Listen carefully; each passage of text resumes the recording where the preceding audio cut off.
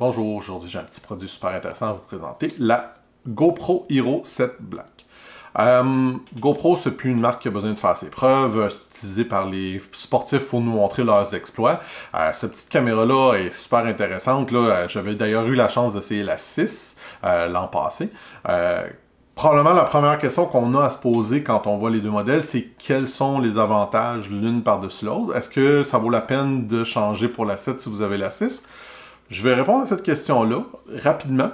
Je ne crois pas, mais ça dépend de ce que vous faites. Pour ce qui est de la taille, de la forme, etc., comme vous pouvez voir, les deux sont relativement semblables. Je dirais même que c'est génial parce que tous les accessoires sont compatibles l'un avec l'autre. Donc ça, c'est un gros plus-value. Ils sont tous les deux submersibles. Vous avez à peu près toutes les mêmes fonctionnalités, mis à part que celle-ci comporte un nouveau processeur beaucoup plus puissant qui permet d'avoir une meilleure stabilisation des images et même la stabilisation des images à 60 images par seconde en 4K, ce que la 6 ne pouvait pas faire. C'est tout à fait louable, c'est tout à fait demandé par beaucoup de monde. Puis pour avoir fait quelques petits tests, il y a quand même une bonne amélioration là, quant à la stabilité là, quand on utilise cette fonctionnalité-là. L'autre chose qui est non négligeable, c'est que maintenant on a la possibilité d'envoyer, de faire du live streaming avec cette caméra-là à partir de l'application de GoPro. Donc, vous pourriez envoyer votre flux continu directement sur Internet si vous avez une connexion Internet avec vous.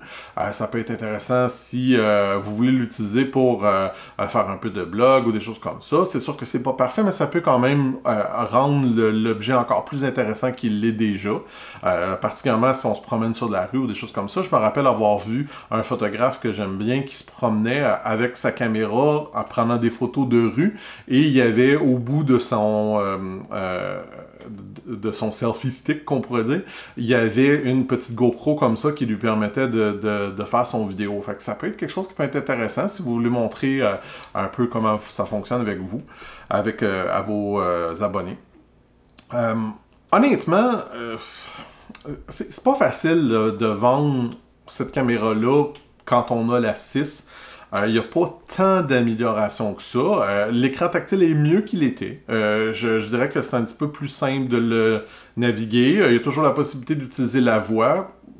Ça marche, je ne suis pas 100% convaincu. Je suis quelqu'un qui préfère utiliser le tactile.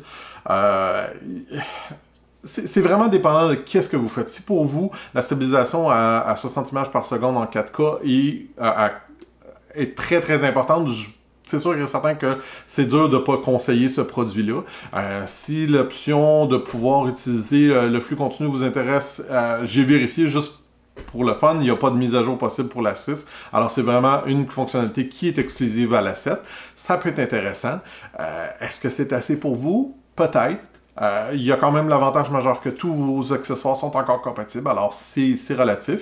Si par contre c'est votre première caméra, ça vaut définitivement la peine, c'est un produit qui est vraiment excellent, là, vraiment très très bon, j'ai rien à redire là-dessus.